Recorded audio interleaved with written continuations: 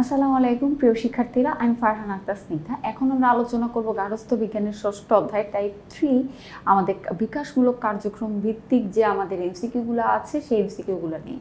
দেখো, বিকাশমূলক কার্যক্রম রিলেটেড কিছু গুরুত্বপূর্ণ এমসিকিউ আছে এখানে অনেকগুলো, যেগুলো বিগত বোর্ডে বারবারই আসে, এখান থেকে একটা হলেও আসে। আমরা একটু দেখব যে টাইপ 3 এই আলোচ্য বিষয়গুলো কি কি করা এমসিকিউ দেওয়া হয়েছে।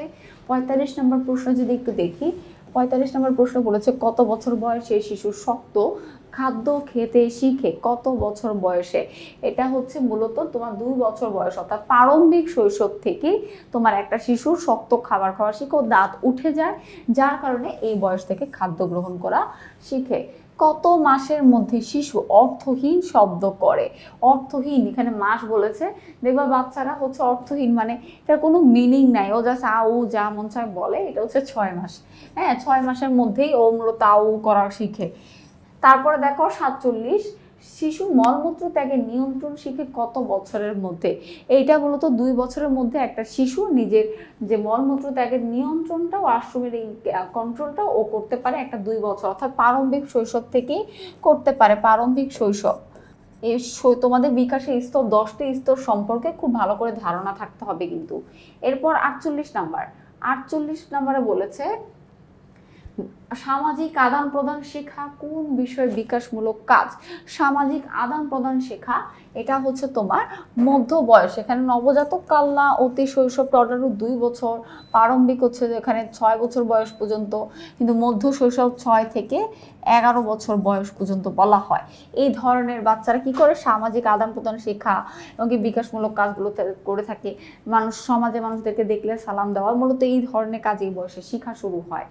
49, উভয় লিঙ্গের সমবয়সীদের সাথে পরিণত আচরণ করা কোন বয়সে বিকাশমূলক? উভয় লিঙ্গের সমবয়সীদের সাথে, তুমি তোমার ছোটবেলার ফ্রেন্ডদেরকে দেখো, ওই বয়সের সাথে উভয় লিঙ্গের সাথে যে তুমি একটা আচরণ করবে, মানে তোমার পরিণত আচরণ, এটা কোন বিকাশমূলক কাজের মধ্যে পড়েছে? এটা বয়সন্ধিকালের মধ্যে পড়েছে। বয়সন্ধিকাল, যেটা কৈশোর বয়স, সেটা বলেছে। এবং এই টাইমিং এখন যে তোমাদের এইজটা, এটা হচ্ছে তোমাদের এই সময়টা। তোমরা দেখবা, তোমরা যখন তোমাদের ফ্রেন্ডে, যেহেতু তোমরা এটা মেয়ে স্টুডেন্ট সবাই, তাহলে তোমরা মেয়েরা যখন আমরা কথা বলি তখন কিন্তু খুব পরিণত, খুব ম্যাচিউর টপিক নিয়ে আমরা কথা বলি, তাই না? ওকে, তারপরে দেখো 50 নাম্বার বলেছে বিকাশমূলক কার্যক্রমের ব্যর্থতায় জীবনে অশান্তি আসে, জীবন সুখের হয়, পরবর্তী স্তরে ব্যর্থতা আসে। বিকাশমূলক কার্যক্রমে তুমি যদি সাকসেসফুল না হও, তাহলে তোমার কি হবে? এখানে জীবনে অশান্তি আসবে, অবশ্যই জীবনে তোমার কাছে হতাশাগ্রস্ত হয়ে যাবে, জীবন সুখের হবে না। অশান্তি আসে কি সুখের হয় না? পরবর্তী স্তরেও তোমার কিন্তু ব্যর্থতা শুরু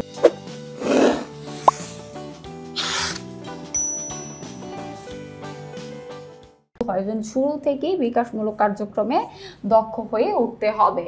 এরপর বলছে রাফির বয়স 5 বছর, তার মধ্যে অর্জিত বিকাশের শারীরবৃত্তীয় দক্ষতা হলো, দেখো 5 বছর বয়সে ও কি শিখছে? ওর বয়স যদি 5 বছর হয়, আমরা জানি 2 থেকে 6 বছর প্রারম্ভিক শৈশব বলে, তাহলে এটা কি হবে? এই যে দেখো, প্রারম্ভিক শৈশব যেহেতু, তাহলে আমরা দেখব যে শারীরবৃত্তীয় যে ও দেহের তাপ ভারসাম্য, বিপাক ক্রিয়ার ভারসাম্য ও কিন্তু করে। তার মানে এটার উত্তর হবে 1 ও 2।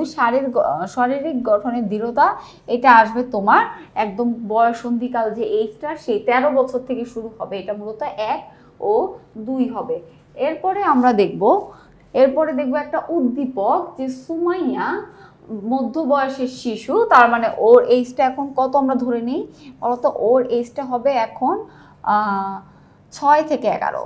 হ্যাঁ, 6 থেকে 11 বছর। ওকে, সে স্কুলে যায়, সমবয়সী বন্ধুদের সাথে ভালো কাজে প্রতিযোগিতা করতে শিখেছে। তাহলে আমাদের এখন প্রশ্ন হলো সুমাইয়াকে নিয়ে। সুমাইয়া বয়সকে কি বলা হয়? দলীয় বয়স। বন্ধু, যেহেতু ও এখন কি বলতো মধ্য বয়সে অবস্থান করছে, 6 থেকে 11 বছর, তাই না? তাহলে ওর হচ্ছে এই বয়সে অনেক ফ্রেন্ড থাকবে, এরকম বন্ধু বানানোর বয়সটাই হচ্ছে দলীয় বয়স বা মধ্য শৈশব বলা হয়। 6 থেকে 11 বছর বয়সটাই হচ্ছে বন্ধুত্ব তৈরির বয়স। এরপর 53 নম্বর, স্কুলে যাওয়ার পর থেকে সুমাইয়া ধারণা পেয়েছে সময় সম্পর্কে, দূরত্ব সম্পর্কে, ওজন সম্পর্কে স্কুলে যাওয়ার সময় পর থেকে সুমাইয়া কি এখন সময় সম্পর্কে জানতে পেরেছে। তারপর হচ্ছে নিজের স্কুল থেকে বাসার দূরত্ব, এগুলো কিন্তু বুঝতে পারে বাসা দূরে না কাছে। তারপর ওজন সম্পর্কে একটা ধারণা, ওজন মাপা, এগুলো কিন্তু ছোট বয়স থেকে শেখানো হয়। এরপরে দেখো পরবর্তীতে 54 নাম্বার, আমাদের একটু দেখবো 54 নাম্বার সর্বশেষ প্রশ্ন। আচ্ছা দেখো 54 নম্বরে কি বলেছে, 54 নম্বরে বলেছে যে কৈশোরে মানুষের বাস্তবধর্মী পেশার প্রতি আগ্রহ তৈরি হয়। হ্যাঁ, বাস্তবধর্মী কৈশোরে যে তোমার কিন্তু যে তুমি বড় হয়ে আসলে কি হতে চাও অনেকটা সেই প্ল্যানিং শুরু হয়। তাহলে এটাকে আমরা কি বলবো, নিজের যোগ্যতা আলোকে তুমি তখন প্ল্যান করো আমার তো এটা করতে ভালো লাগে আমি এইটা হবো, যদিও পরবর্তীতে অনেক সময় এটা চেঞ্জ হয়। তারপর নিজের দক্ষতার আলোকে আমি তো এই কাজটা করতে ভালো পারি, আমি কবিতা আবৃত্তি করতে ভালো পারি, তাহলে আমি কবিতা আবৃত্তি করব, কবিতা লিখবো, লেখক হব। তো সামথিং এরকম, আমি ড্রয়িং করতে ভালো পারি, আর্ট ভালো পারি, আমি আর্টিস্ট হব। শিক্ষকের পরিকল্পনা অনুযায়ী না, তখন নিজের প্ল্যান অনুযায়ী হয়ে থাকে। আশা করি আমার টাইপ 3 ভিত্তিক এমসিকিউ যেগুলো ছিল তোমরা বুঝতে পেরেছো। দেখা হবে পরবর্তী টাইপ ভিত্তিক এমসিকিউ নিয়ে। সবাই ভালো থাকবে, সুস্থ থাকবে। আসসালামু আলাইকুম।